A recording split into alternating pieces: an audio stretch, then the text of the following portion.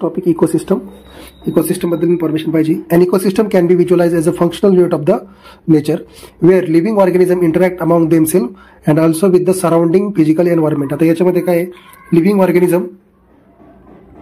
Organism स्वतःसोबत आणि surrounding environment सोबत काय करतात, इंटरॅक्ट करतात आणि त्यालाच आपण म्हणतो इकोसिस्टम. त्यालाच काय म्हणतो आपण, ecosystem. Ecosystem varies greatly in a size from the small pond to the largest forest and seas. आता इकोसिस्टमची साईज दिलेली इथं. इकोसिस्टमची साईज काय आहे, from the small pond to the large forest and seas. Many ecologists regard the entire biosphere as a global ecosystem. ठीक है, as a composite of all local ecosystem on the earth. ठीक है, since this system is too much big and complex to be studied at one time, it is a convenient to divide it into. आता या इकोसिस्टमचं कन्व्हिनियन्ससाठी दोन basic कॅटेगरीमध्ये divide केलेलं आहे. एक आहे टेरेस्टेरियल इकोसिस्टम, दुसरं आहे ॲक्वॅटिक इकोसिस्टम. टेरेस्टेरियल इकोसिस्टम आणि ॲक्वॅटिक इकोसिस्टम म्हणजे इकोसिस्टमला किती पार्टमध्ये डिवाइड केलंय, दोन. टेरेस्टेरियल आणि दुसरं आहे ॲक्वॅटिक इकोसिस्टम. हे दोन पार्ट केलेले आहेत इकोसिस्टमचे. ठीक आहे. Forest, grassland, desert are some example of the terrestrial ecosystem. कोणते आहेत? Forest, grassland and desert are the example of terrestrial ecosystem. आणि पॉन्ड, लेक, वेटलँड, रिव्हर आणि इस्च्युरी. इस्च्युरी म्हणजे असा प्रदेश जिथं नदी आणि समुद्र एकत्र येतात. हे कशाचे एक्झाम्पल आहेत? ॲक्वॅटिक इकोसिस्टमचे एक्झाम्पल आहेत. Pond, lake, wetland, river, इस्च्युरी. आणि फॉरेस्ट, दुसरं काय आहे, फॉरेस्ट, ग्रासलँड आणि डेझर्ट हे कशाचे आहेत? टेरेस्टेरियल इकोसिस्टमचे एक्झाम्पल आहेत. टेरेस्टेरियलमध्ये काय, FGD आणि इकडे काय, PLWR, इस्च्युरी. ठीक आहे. Crop field and aquarium may be also be consider as a man made ecosystem. Man made इकोसिस्टमचे दोन एक्झाम्पल आहेत पुस्तकात. एक क्रॉप फील्ड आणि दुसरे aquarium are called as a man made ecosystem. We will also first look at the structure of an ecosystem. आता इकोसिस्टमच्या स्ट्रक्चरवरती चाललेलं आहे. In order to appreciate the input म्हणजे काय, productivity, transfer of the energy म्हणजे food chain, and output, degradation or energy loss. आता structure of ecosystem मध्ये तीन महत्वाचे फॅक्टर महत्वाचे. एक आहे इनपुट, दुसरं आहे ट्रान्सफर ऑफ एनर्जी आणि थर्ड वन इज आउटपुट. ठीक आहे, तीन गोष्टी महत्वाच्या आहेत. आउटपुट म्हणजे काय, degradation and energy loss. Degradation and energy loss. Input म्हणजे काय, प्रोडक्टिव्हिटी. इनपुटमध्ये काय ते प्रोडक्टिव्हिटी. आणि एनर्जी ट्रान्सफरमध्ये काय, फूड चेन आणि food web. Food chain and food web याचा study. We will also look at the relationships like cycles, chain, waves that are created as a result of this energy flows within the system and their interrelationship. आता हे food chain मध्ये पण जर बघितलं तर producer, consumer वगैरे हे सगळे आहेत. यांच्यातलं इंटर रिलेशन याचा सगळ्यांचा स्टडी करायचा आहे. ठीक आहे. Ecosystem structure and function. In earlier classes you have look at the in earlier classes you have look at the various component of the environment. एन्व्हायरमेंटमध्ये दोन कंपोनंट आहेत, biotic component and abiotic component. You studied how the individual biotic and abiotic factor affect each other and their surrounding. Let us look at the component in a more integrated manner. See how the flow of energy takes place within this component of an ecosystem. आता याच्यात त्या एनर्जीचा flow कसा होतो ते पण पाहिजे. ठीक आहे. Interaction of the biotic and abiotic component result in a physical structure that is characteristics for each type of the ecosystem. आता बायोटिक आणि अबायोटिक कंपोनंट जे आहेत एन्व्हायरमेंटमधले यांच्या इंटरॅक्शनमुळे जे स्ट्रक्चर तयार होते तेच कोणाचं स्ट्रक्चर आहे, इकोसिस्टमचं स्ट्रक्चर डिसाईड करते. Identification and enumeration of the plant and animal species of an ecosystem give its a specific species composition. एका पर्टिक्युलर एरियामध्ये सापडणारे animal species, plant and animal species of the ecosystem give its species composition. मग कोणाकोणाचं identification करायचं, plant and animal यांच्या ज्या species आहेत यांचं आयडेंटिफिकेशन आणि इन्युमरेशन करायचंय, नंबरिंग मोजायचंय. आणि याच्यातूनच काय भेटणार आहे आपल्याला, स्पेसीजचं कंपोजिशन कळणार आहे. स्पेसीज कंपोजिशन कळणार आहे. याच्यातून काय करणार आहे, composition of the of species करणार आहे आपल्याला. ठीक आहे. The vertical distribution of the different species occupying the different level is called as the stratification. आता स्ट्रॅटिफिकेशन म्हणजे काय? डेफिनेशन आहे स्ट्रॅटिफिकेशन. स्ट्रॅटिफिकेशन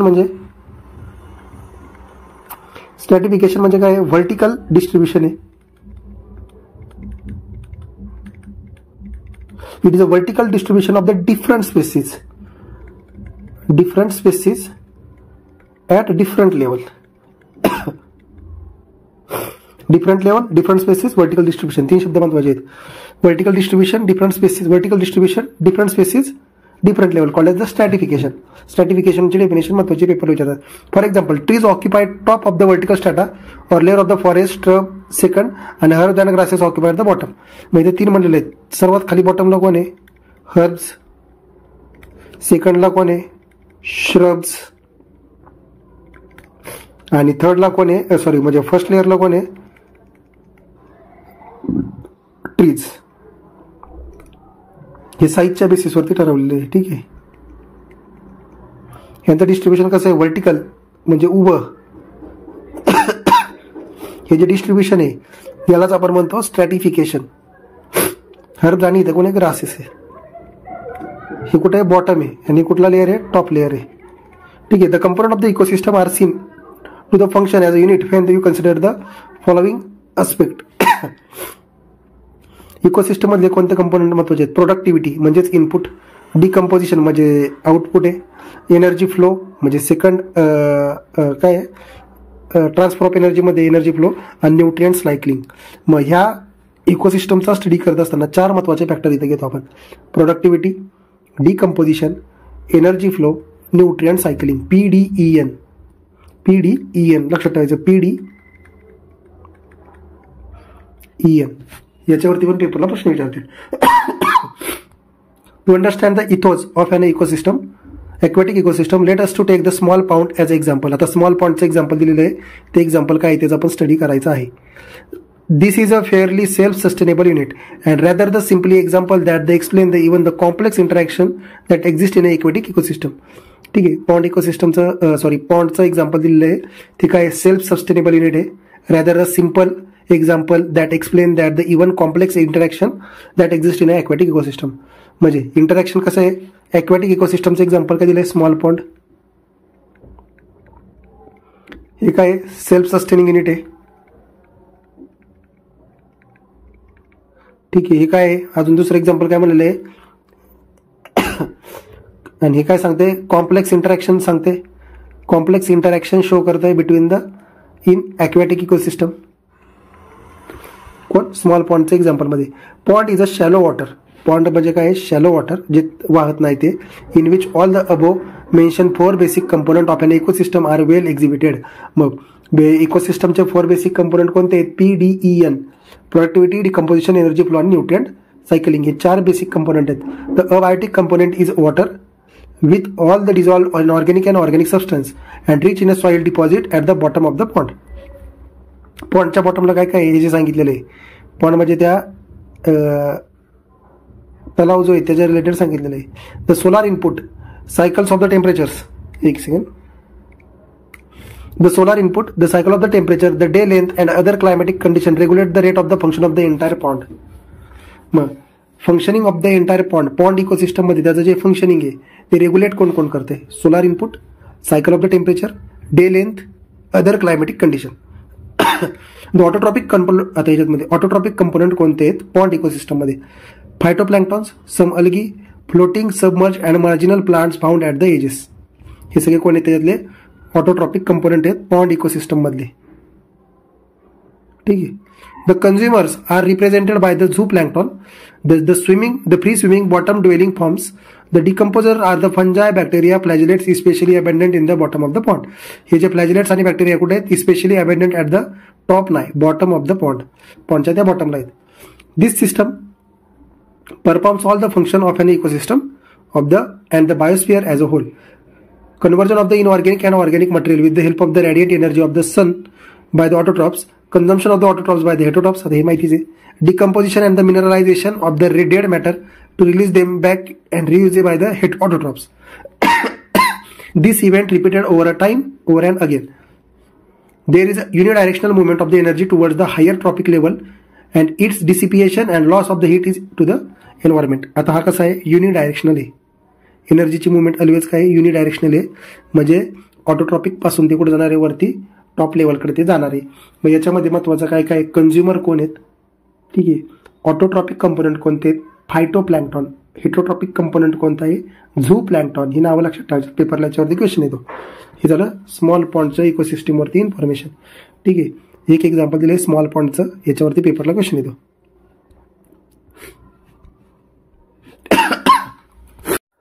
नेक्स्ट पॉईंट आहे प्रोडक्टिव्हिटी. हा पॉईंट पाहिजे आता याच्यामध्ये बघा. A constant input of the solar energy is a basic requirement for the any ecosystem to the function and sustain.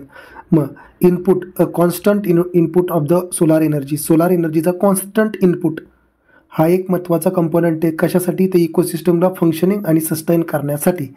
मग पहिला पॉईंटच महत्त्वाचा आहे. Primary production is defined as the amount of biomass or organic matter produced per unit area over a time period by the plants during the photosynthesis. मग primary organic matter primary production म्हणजे काय बघा. Primary production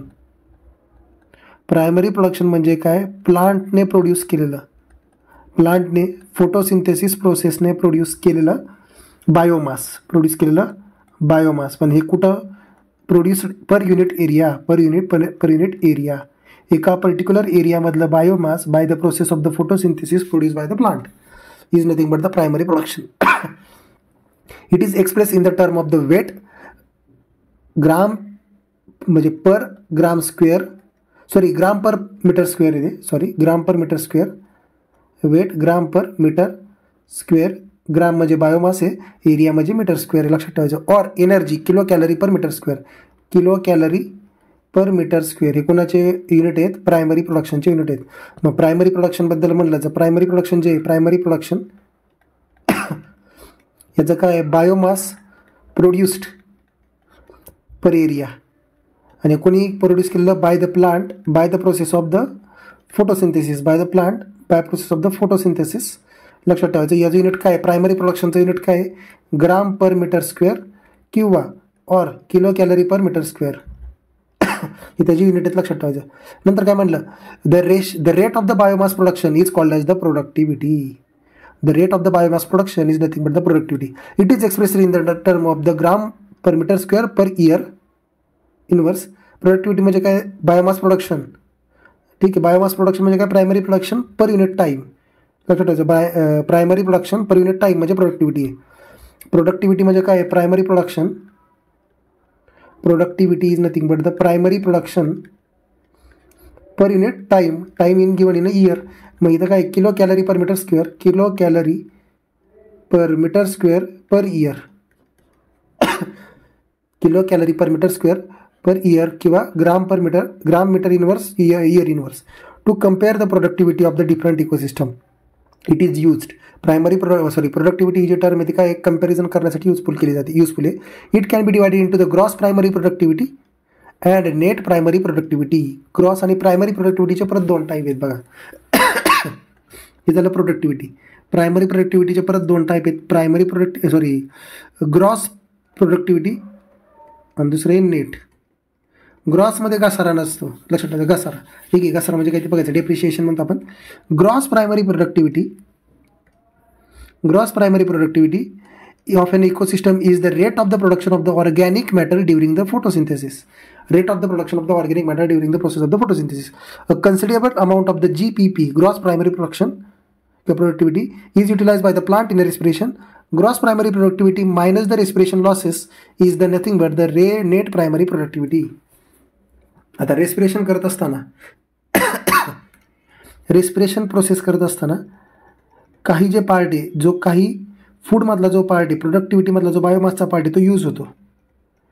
तो ज्यावेळेस gross primary प्रोडक्टिव्हिटीमधून ज्यावेळेस हा R म्हणजे respiration loss हा ज्यावेळेस आपण वजा करू, रेस्पिरेशन लॉस हा ज्यावेळेस वजा करू त्यावेळेस आपल्याला भेटते NPP, नेट प्रायमरी प्रोडक्टिव्हिटी भेटते. त्यावेळेस काय भेटते, नेट प्रायमरी प्रोडक्टिव्हिटी आपल्याला भेटणारी, लक्षात ठेवायचं, ठीक आहे. म्हणजेच इथं फॉर्म्युला महत्त्वाचा आहे. हा फॉर्म्युला काय सांगतो बघा, हा फॉर्म्युला असा आहे, GPP - R is equal to NPP, ठीक आहे. नेक्स्ट पॉईंट आहे net primary productivity is the available biomass for the consumption to the heterotrophs. ठीक आहे, बरोबर आहे. हार्बिवर्स आणि decomposers. Secondary productivity is defined as the rate of the formation of the new organic matter by the consumers. आता primary म्हणजे काय, प्लांटनी केलेलं. Secondary म्हणजे काय, कन्झ्युमर्सनी केलेलं. सेकंडरी म्हणजे काय, सेकंडरी प्रोडक्टिव्हिटी किंवा सेकंडरी काय म्हणलं आपण, secondary productivity. It is productivity, it is a formation of the organic matter useful आहे by the consumers, by the consumer. ठीक आहे. Primary productivity depends on the plant species inhabiting the particular area. It also depends on the variety of the environmental factors like availability of the nutrients. बरोबर आहे. Second point काय दिला आहे, न्यूट्रियंट्सची availability, photosynthetic capacity of the plant. हे दोन factor आहेत ज्याच्यावरती काय डिपेंड आहे, प्रायमरी प्रोडक्टिव्हिटी डिपेंड आहे. ठीक आहे. It varies in a different types of the ecosystem. The net annual net primary productivity of the whole biosphere is approximately 170 billion tons dry weight आहे. 170 बिलियन टन्स हे dry weight लक्षात ठेवायचं of organic matter. Dry weight म्हणजे काय, पाणी निघून गेलं की 170 बिलियन आहे. Of this, despite of the occupying the about 70% of the surface, the productive of the ocean are only 55 billion tons. म्हणजे टेरेस्ट बायोस्फिअरमधले 170 पैकी फक्त 55 कोण आहे, ओशनमधली आहे. लक्षात ठेवायचं. Rest of the course is on the land. म्हणजे 170 आहे. ह्या 170 पैकी जर विचार केला, इथं बघा इथली तो 170 बिलियन टन आहे, यातलं 55 कुठे आहे, ओशनमध्ये. आणि अदर जो पार्ट आहे म्हणजे किती आहे, 115 हा कुठे आहे, लँडवरती आहे. ठीक आहे, लक्षात ठेवायचं. याच्यावरती पेपरला प्रश्न येईल. नेक्स्ट आहे डिकम्पोजिशन. नेक्स्ट पॉईंट आहे डिकम्पोजिशन. नेक्स्ट पॉईंट आहे डिकम्पोजिशन. आता डिकम्पोजिशनचा पॉईंट बघा. You may have heard of the earthworm being the referred to as the farmer's friend. बरोबर आहे. This is so because they helps in the breakdown of the complex organic matter as well as in the loosening of the soil. Organic मॅटरचं breakdown आणि loosening of the सॉईलमध्ये मदत कोण करतात, तर earthworm करतो.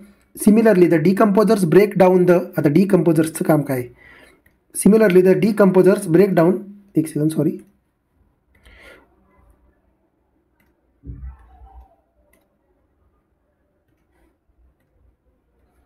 हां. Similarly, the decomposers break down the complex organic matter into the inorganic substance like the carbon dioxide, water and nutrients, and the process is called as the decomposition.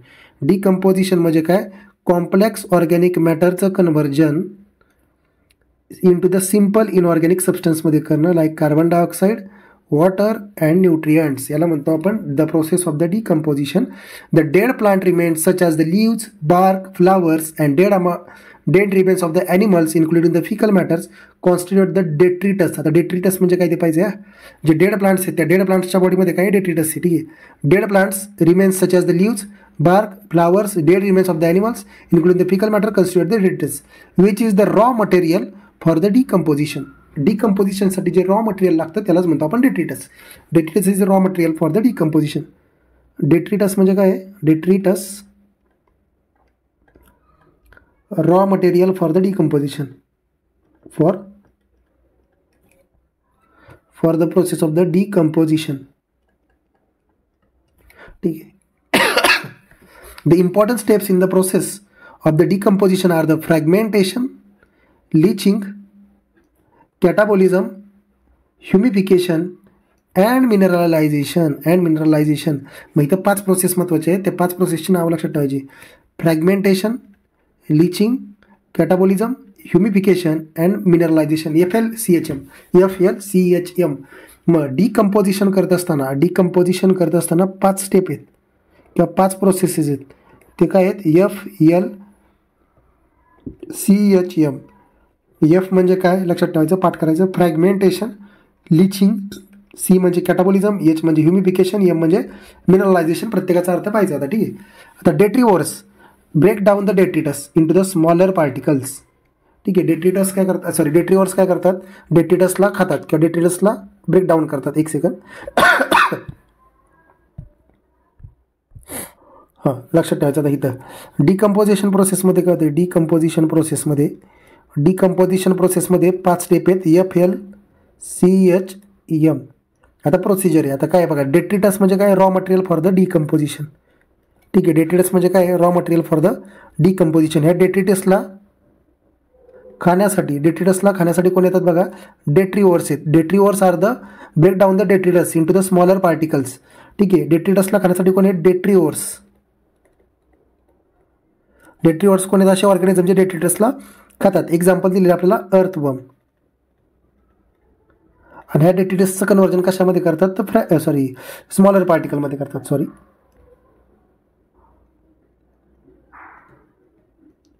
Smaller पार्टिकलमध्ये conversion केलं जातं. This process is called as the fragmentation. ह्या प्रोसेसलाच आपण काय म्हणतो, fragmentation. या प्रोसेसलाच काय म्हटलं जातं, फ्रॅगमेंटेशन. या प्रोसेसला म्हटलं जातं फ्रॅगमेंटेशन. आता पुढं काय होतं बघा, हां, by the process of the leaching the water soluble inorganic nutrients go down in to the soil horizon, खाली जातं, and get precipitate as unavailable salt. मग लिचिंग प्रोसेसमध्ये काय होतं बघा, लिचिंग प्रोसेसमध्ये काय होतं, जे न्यूट्रिएंट्स आहेत, water soluble inorganic nutrients, water soluble inorganic nutrient जे आहेत, inorganic nutrients go inside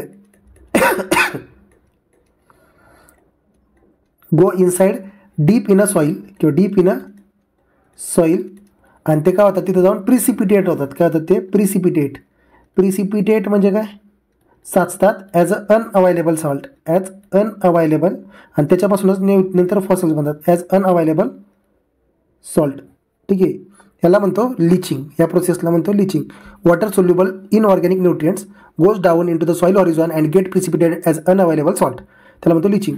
bacterial and fungal enzyme degrades the detritus in to the simple inorganic substance by the process of the catabolism. कॅटाबोलिझममध्ये काय म्हणलं आपण, कॅटाबोलिझम प्रोसेसमध्ये बघा, जे detritus आहे, आता परत डेट्रिटसकडे आलो आपण. Detritus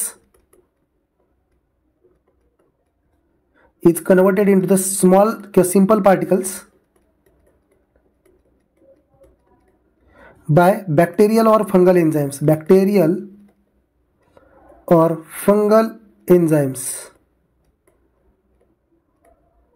and this process is nothing but the catabolism.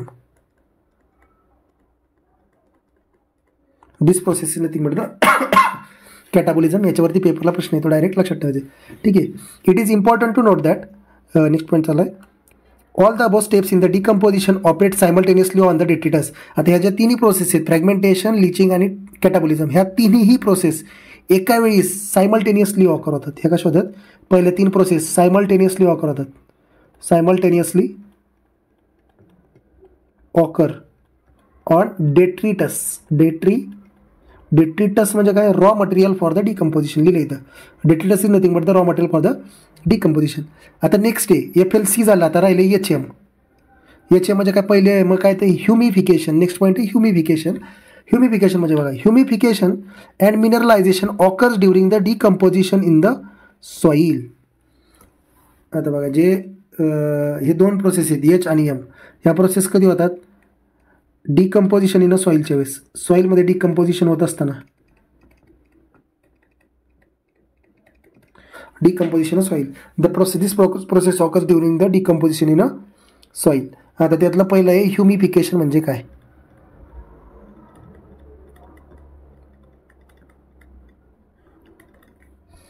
त्यातलं पहिले ह्युमिफिकेशन leads to accumulate the dark colored amorphous substance called as humus that is highly resistant to the microbial action and undergoes the decomposition at an extreme slow rate. Being the colloidal in nature, it serves as a reservoir of the nutrients. The humus is further degraded by the some microbes and release the inorganic nutrients occurs by the process of the mineralization. Humification मध्ये काय होतं, humus तयार होतो. accumulation of humus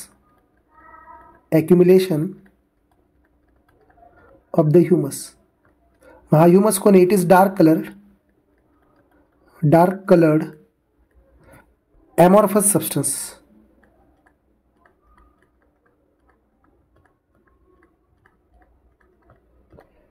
it is dark colour amorphous substance. आणि हा जो dark colour substance आहे तो हायली रेजिस्टन्स आहे to the microbial action.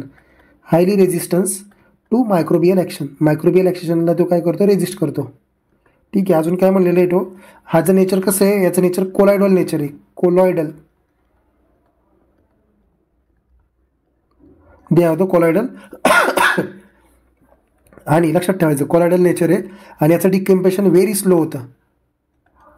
Undergo decomposition at very slow rate. Decomposition occur at very slow rate. Very slow rate महत्त्वाचं आहे. आणि लक्षात ठेवायचं, पण हे जे ह्युमस आहे, या ह्युमसचं डिग्रेडेशन होऊन मिनरल तयार होतं. लक्षात ठेवायचं, ह्युमसचं डिग्रेडेशन होऊन काय तयार होणार आहे, mineral. Humus undergo degradation to form mineral.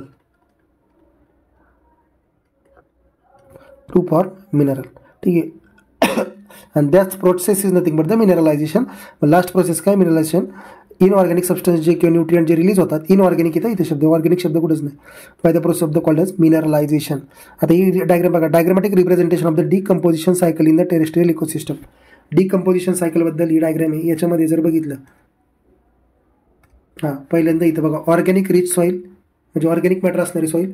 याच्यामध्ये बघा leaves partially consumed by the decomposer such as the fungi, bacteria, they begin to the loose form and better litter become the litter. मध्ये घाण होणार आहे तयार. ठीक आहे. फिकस मॅटर तयार होणार आहे. ठीक आहे. ऑर्गॅनिक रिच सॉईलमध्ये बघा, हां the tree grown in a soil. ठीक आहे. Some are eaten by the insect and animals. Nutrients energy enter in to the web. ह्याच्यापासून एनर्जी आहे ती वेबमध्ये एंटर केलं. ह्याच्यापासून जे some nutrients leach into the soil by the chemical action. आणि ते सॉईल काय होणार आहे, ऑर्गॅनिक रिच होणार आहे. कारण की लिचिंग प्रोसेसने काय होते, प्रिसिपिटेट होते खाली. काही पार्ट याच्यातलं काय होणार, leaves partially consume by the decomposer such as the fungi, bacteria, they begin to lose from the litter. आणि further decomposition by the earthworm, bacteria and soil mites. म्हणजे सॉईलमध्ये ऑर्गॅनिक रिच जी सॉईल आहे ही अशी आहे बघा. याच्यामुळे सॉईलमधलं ऑर्गॅनिक मॅटर वाढणार आहे या सगळ्या प्रोसेसने. आणि ह्या प्रोसेसनंतर tree grown in a soil, ट्रीची ग्रोथ चांगली होणार आहे. ठीक आहे. नेक्स्ट पॉईंट आहे, decomposition is largely decomposition is largely oxygen requiring process. डिकम्पोजिशन प्रोसेससाठी काय लागतं, ऑक्सिजन रिक्वायरिंग प्रोसेस आहे. The rate of the decomposition is control by the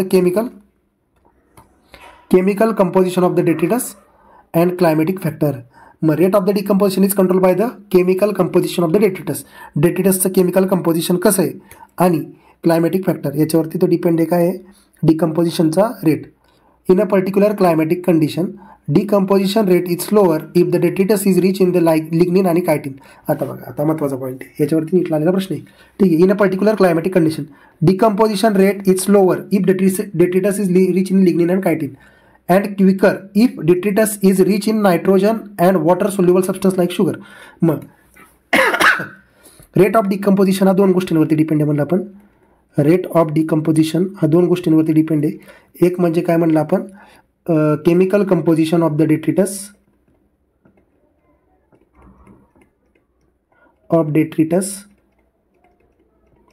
आणि दुसरा एक climatic factor.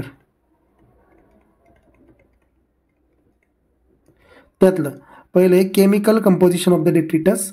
Chemical composition of the डेट्रिटसमध्ये जर बघितलं, जर डेट्रिटसच्या केमिकल कंपोजिशनमध्ये लिग्निन आणि कायटिन असेल त्यावेळेस डिकम्पोजिशन प्रोसेस कशी आहे, स्लो आहे.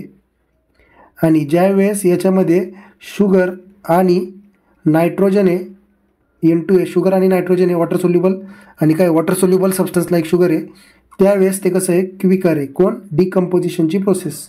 Decomposition process is quicker. लक्षात ठेवायचं, पेपरला प्रश्न असतो. Temperature and the soil moisture are the most important climatic factor that regulate the decomposition. ठीक आहे. क्लायमॅटिक फॅक्टरमध्ये दोन महत्त्वाचे दिलेले आहेत क्लायमॅटिक फॅक्टर. कोणते दिलेले आहेत, कुठे गेलं, टेम्परेचर आणि soil moisture.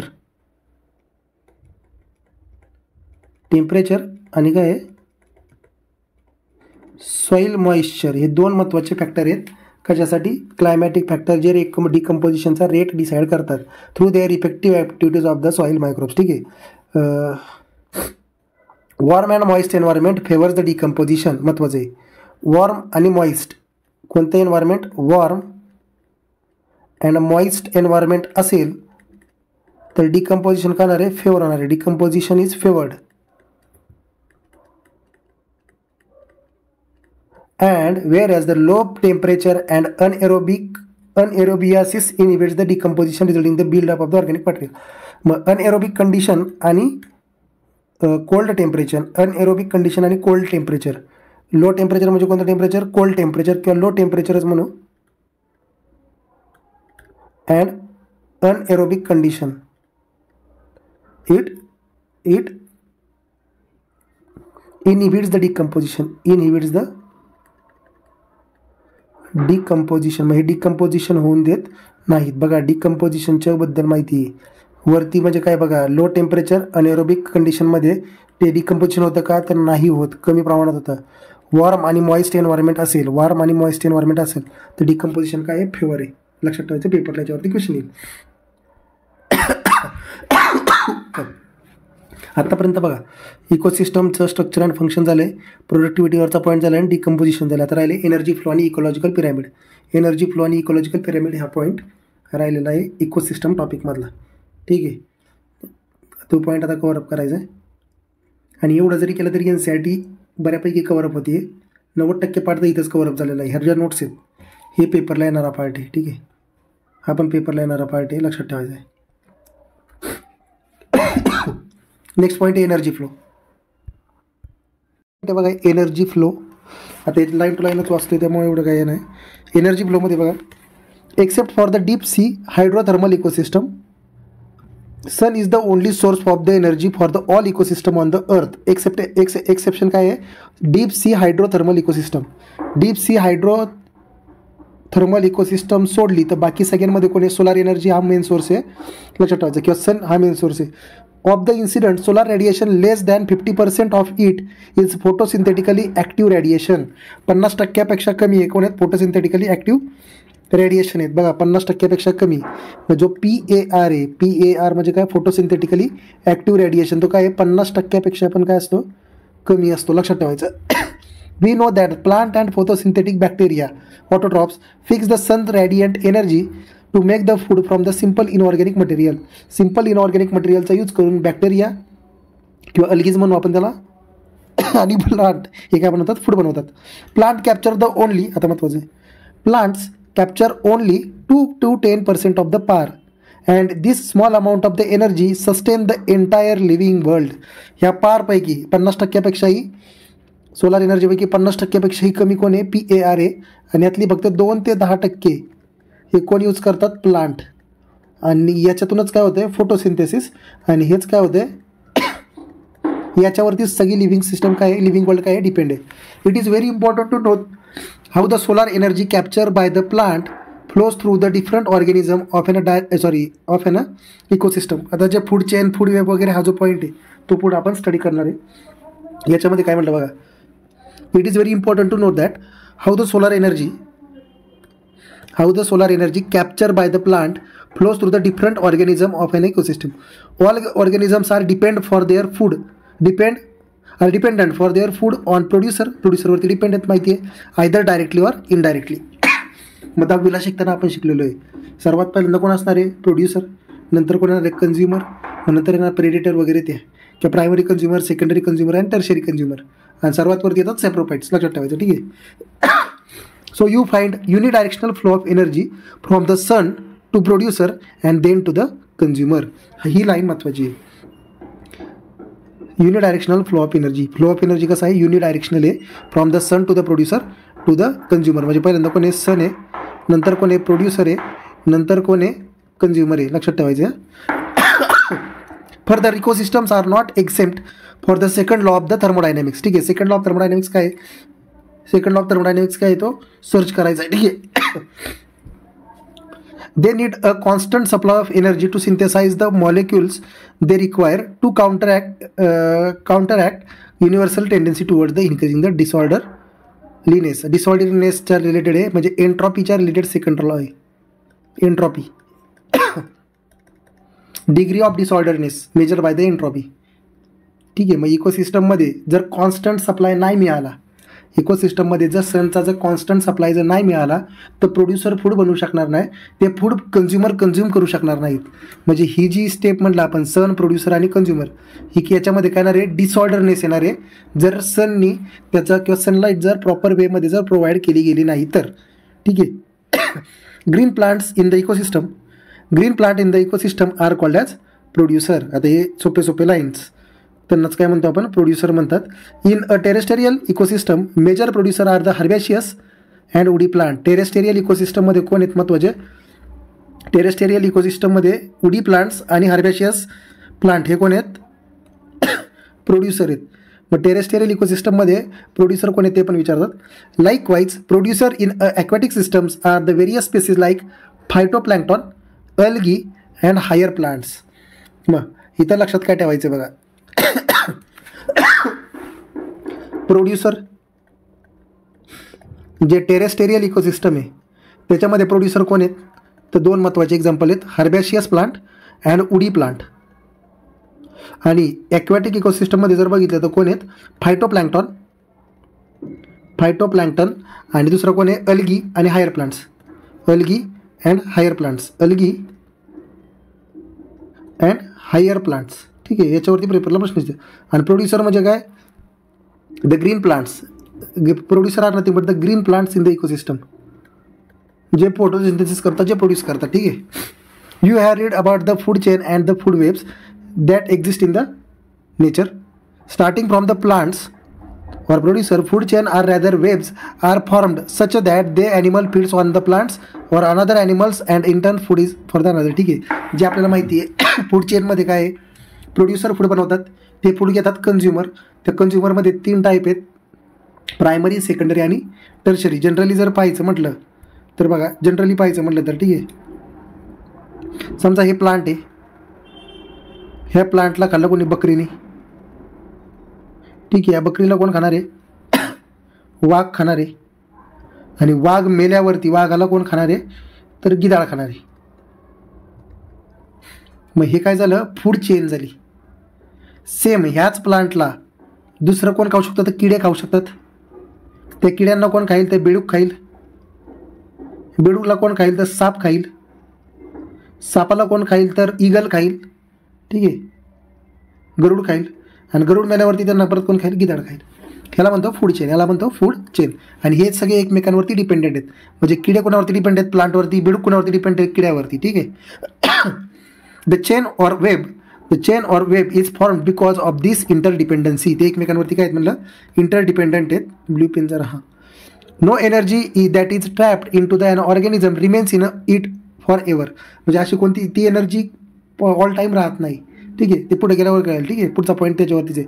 The energy trapped by the producer hence is either passed on the consumer or the higher organism dies. मग ते ते ट्रान्सफर होती. Death of the organism is the beginning of the detritus and the food chain web. मग हा मेला, गिधाड वगैरे मेलं, गिधाड पण मेल्यावरती त्याच्यापासून जे खत बनणार ते प्लांटची ग्रोथ करणार आहे. ठीक आहे, हे लक्षात ठेवायचे. Death of the organism is the beginning of the detritus. Detritus फॉर्मेशनवरती मागच बघितलेलं आहे इथं वरती, डेट्रिटस फॉर्मेशनचं काय होतं ते. ठीक आहे. नंतर all the animals depends on the plant directly or indirectly for their food needs. They are called as the consumers. Animals are called as consumer, plant are called as the producer. ठीक आहे, लक्षात ठेवायचं. And also they are the heterotrophs. ते कोण आहेत, heterotrophs आहेत. If they feed on the producer the plants they are called as the primary consumer. जे म्हणलं ना, प्रायमरी, सेकंडरी अँड टर्शरी. आता जे प्रोड्युसरवरती फीड करतात, प्रोड्युसरवरती फीड करणारे जे आहेत त्याला म्हणतो प्रायमरी कंझ्युमर. म्हणजे इथं बकरी आणि कोण होतं, किडं होते. And if the animals eat other animals which in turn eat the plants they are called as the secondary consumer. म्हणजे काही ॲनिमल जे प्रोड्युसरला खातात, काही ॲनिमल जे कोणाला खातात, प्रोड्युसर जे खातात त्यांना खातात, किंवा प्लांटला खाणाऱ्या ॲनिमलला जे खाणार आहेत त्याला म्हणतो आपण सेकंडरी कंझ्युमर. त्याला काय म्हणतो आपण, secondary consumer. Likewise you could have the tertiary consumer too. ठीक आहे. Obviously the primary consumer will be the herbivores. Primary consumer काय असणार आहेत, हर्बिवरस असणार आहेत. ते फक्त गवत वगैरेच खाणार आहेत. बघा इथं गवत खाणारेच असतात. बकरी काय खाती, गवतच खाती. मग त्यात सगळे येतात, गाय येईल, बैल येईल, सगळे येईल. ते कोण आहेत, हर्बिवरस आहेत. आणि ते कोण आहेत, प्रायमरी कंझ्युमर आहेत. महत्त्वाचं some common herbivores are insects, birds, mammals in the terrestrial ecosystem and molluscs in the aquatic ecosystem. मग पेपरला विचारतात ॲक्वॅटिक इकोसिस्टममधला प्रायमरी कन्झ्युमर कोण आहे? ॲक्वॅटिक इकोसिस्टममधला प्रायमरी कन्झ्युमर कोण आहे? तर लक्षात ठेवायचं कोण आहे? मोल्युस्का. इथं नाव आहे मोल्युस्क्स. ठीक आहे. The consumer that feed on the herbivores are called as the carnivores. म्हणजे यांना खाणारे, ह्या दोघांना खाणारे यांनाच काय म्हणतो आपण? कार्निवोर्स म्हणतात. इथं बेडूक नाही येणार खरं, इथं कोण येणार आहे? कार्निवोर्स. यांना काय म्हणतो आपण? वाघ म्हणजे कोण आहे? कार्निवोर्स आहे. Or more correctly called as the primary carnivores. ठीक आहे. Though secondary consumers. Primary carnivores कोण आहेत? सेकंडरी कन्झ्युमर्स आहेत. Those animals that depend on the primary carnivore for the food labelled as secondary carnivores. A simple grazing food chain GFSC depicted below. Grazing food चेनचं example दिलेलं आहे. आता बघा, grass त्याला कोण खाते? गोट. ते कोण आहे? Primary consumer. आणि मॅन कोण आहे? Secondary consumer. मग सेकंडरी कन्झ्युमरलाच काय म्हणतो आपण? Primary carnivore. यालाच काय म्हणतात? Primary carnivore. आणि माणसाला बी कोणतरी खातं, त्याचं नाव विभाग, तो झाला सेकंडरी कार्निवोर. तो कोण झाला? Secondary carnivore. ठीक आहे. नेक्स्ट पॉईंट आहे, सॉरी नेक्स्ट पेज बघा. Detritus food chain DFC. Grazing food chain वेगळी आहे. Grazing GFC grazing food chain. नंतर detritus food chain begin with the dead organic matter. It is made up of the decomposer which are the heterotrophic organism mainly fungi आणि bacteria. म्हणजे लक्षात ठेवायचं detritus DFC म्हणजे काय आहे? Detritus food chain starting with bacteria and fungi. Both are the heterotropic and both are the decomposer. Decomposer. They meet their energy and the nutrients requirement by the degrading the dead organic matter or the detritus. ठीक आहे. They are also known as the saprotrophs किंवा सॅप्रोफाइट्स म्हणतो आपण. सॅप्रोट्रॉप्स म्हणजे काय? Dead मटेरियलवरती जे feed करतात त्याला आपण म्हणतो saprotrophs. To decompose. Decomposer secretes the digestive enzyme that break down dead and waste material in to the simple inorganic material which are subsequently absorb by them. आता इथे लक्षात ठेवायचं, इथे ते डिकम्पोजर काय करतात? Start digestive enzyme, secrete the digestive enzymes, break down the dead waste material in to the simple inorganic material which subsequently absorb them by them. ठीक आहे. In an aquatic ecosystem. आता बघा 3 इकोसिस्टम बघितले आपण. एक बघितलं ग्रेझिंग फूड चेन, नंतर बघितलं DFC डेट्रिटस फूड चेन. आता नेक्स्ट बघतोय ॲक्वॅटिक इकोसिस्टममधील GFC is the major conduit for the energy flow. GFC म्हणजे काय? ग्रेझिंग फूड चेन हा मेन आहे. कंड्युएट म्हणजे काय? मेन वे आहे म्हणून आपण त्याला. व्हेरी इम्पॉर्टंट आहे energy flow. As against this, an terrestrial ecosystem, a much larger fraction of the energy flows through the detritus food chain than through the GFC. मग आपण इथे जर बघितलं टेरेस्टेरियल इकोसिस्टममध्ये जर विचार केला तर DFC म्हणजे काय? डेट्रिटस फूड चेनमधून एनर्जी फ्लो हा जास्त होतो as compare to the GFC मध्ये. ठीक आहे. टेरेस्टेरियल इकोसिस्टमचा जर विचार केला DFC मधून एनर्जी फ्लो हा जास्त आहे as compare to the GFC मधून. हे जे बोलतोय याच्यावरती पेपरला प्रश्न असतो. नंतर काय म्हणलं आपण? इथं ॲक्वॅटिक इकोसिस्टमचा जर विचार केला तर फक्त GFC जास्त आहे. GFC मधून एनर्जी फ्लो हा खूप जास्त प्रमाणात होतो. GFC म्हणजे काय? Grazing food chain. ठीक आहे. Detritus food chain may be connected. एक second. Detritus food chain may be connected with the grazing food chain at some level. Some of the organism of the DFC are the prey to the GFC animal. हे पण महत्त्वाचं आहे. Some of the animal of the DFC, Detritus food chain, are prey to the GFC animals. And in a natural ecosystem, some animals like cockroaches, crows, etc. are the omnivorous. जे दोन्ही खातात ते. omnivorous example कोण आहे? Cockroach आणि crow. This natural interconnection of the food chain make it as a food web. Food web बनवते. काय बनवते ते? Food web. आता इथं ओमनिवर्सचं एक्झाम्पल दिलेलं आहे आणि हा जो पार्ट लिहिलेला आहे हा स्टार करून लक्षात ठेवायचा आहे. ठीक आहे. Organism occupy a place in a natural surrounding or in a community according to their feeding relationship with the other organism. ठीक आहे, ऑर्गॅनिझम ऑक्युपाय कशी करतो पोझिशन किंवा place in a natural ecosystem किंवा सराउंडिंग, तर त्याचं रिलेशन कसं आहे फिडिंगच्या बाबतीत विथ द अदर ऑर्गॅनिझम, त्याच्या बेसिसवरती त्याची एक प्लेस ठरती. Based on the source of the nutrition or the food, organism occupy the specific place in the food chain that is known as the trophic level. Trophic level म्हणजे काय, position of the organism in the food chain. Trophic लेवलची definition शॉर्टकटमध्ये लक्षात ठेवायची, position of the organism in the position. Trophic level म्हणजे काय, position of the organism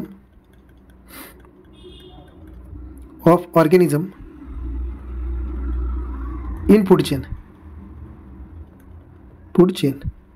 त्यालाच म्हणतो आपण ट्रॉपिक लेवल. महत्त्वाची डेफिनेशन पेपरला विचारतात.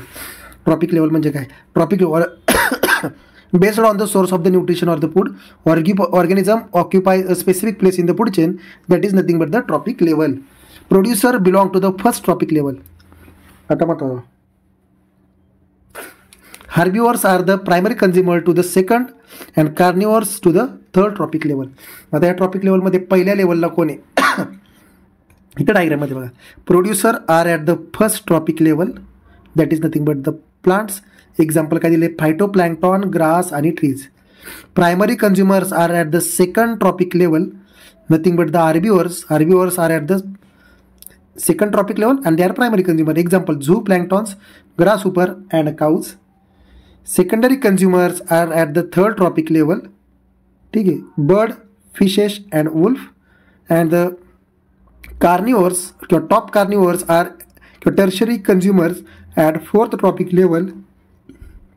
Example, man and lion. ठीक आहे, पेपरला याच्यावरती पण प्रश्न येईल. ठीक आहे, नेक्स्ट आहे the important to note that.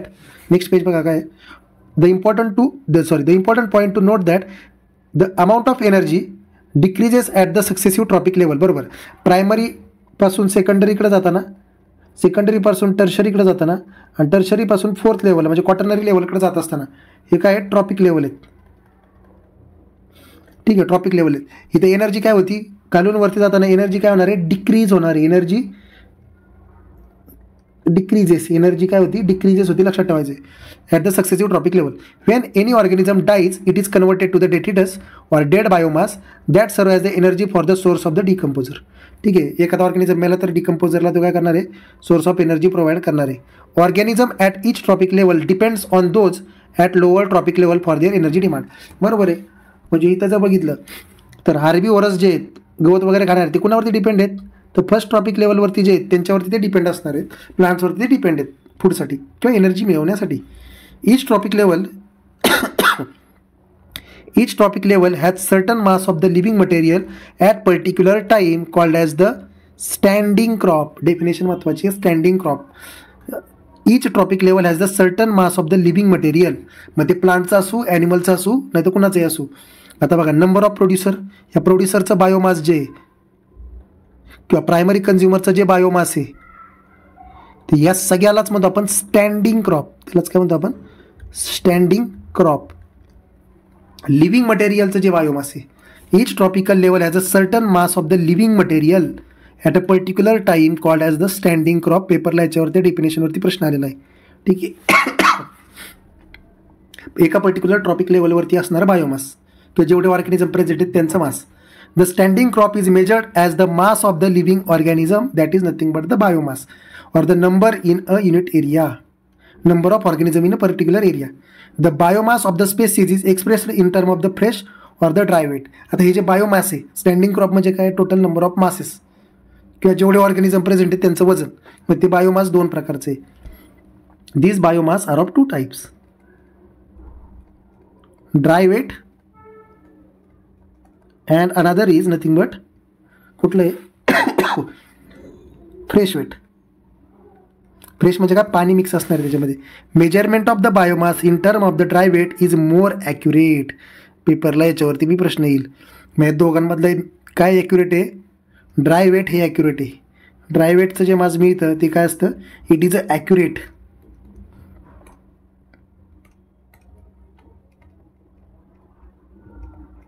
Accurate one is काय, dry weight is accurate one. ठीक आहे. The number of the trophic level in a grazing food chain is restricted as the transfer of the energy follows for the 10% law. 10% law म्हणजे काय बघा, एका tropic लेवलवरून दुसऱ्या ट्रॉपिकवरती level जात असताना 10%च energy पुढे जाते. 10% एनर्जी काय ती पुढच्या लेवलला जाते. समजा इथं 100 जूल आहे ना, तर इथं जाणार 10 जूल, इथं जाणार 1 जूल, इथं जाणार 0.1 जूल. याला म्हणतो 10% लॉ. याला म्हणतो 10% law. Only 10% of the energy transfer to the each trophic level from the lower trophic level. तेच लोअर ट्रॉपिक लेवलमधून वरच्या ट्रॉपिक लेवलमध्ये किंवा हायर ट्रॉपिक लेवलमध्ये फक्त 10% एनर्जीज फ्लो होणार आहे. In nature it is possible to have the many levels, producer, herbivores, primary carnivore, secondary carnivore in a grazing food chain. Grazing food चेनमध्ये मल्टिपल लेवल असू शकतात असं सांगितलेलं आहे. आणि ही डायग्राम सन मेन सोर्स आहे. त्या सनमधून येणारी एनर्जी कोणी घेतली, प्लांटने घेतली. काय म्हटलं इथं, प्लांटने घेतली. फर्स्ट ट्रॉपिक लेवल आहे प्लांट्स. नंतर ह्या प्लांटमधून इथं किड्यांमध्ये जात असताना किती % जाणार आहे, 10%. सेकंड ट्रॉपिक लेवल काही पार्ट बाहेर निघून जाणार आहे, इथं परत 10%च जाणार आहे. इथून परत फक्त काय जाणार आहे, 10%. मग first trophic level, second trophic level, third trophic level आणि fourth trophic level. First trophic level is also called as producer, हे माहिती आहे.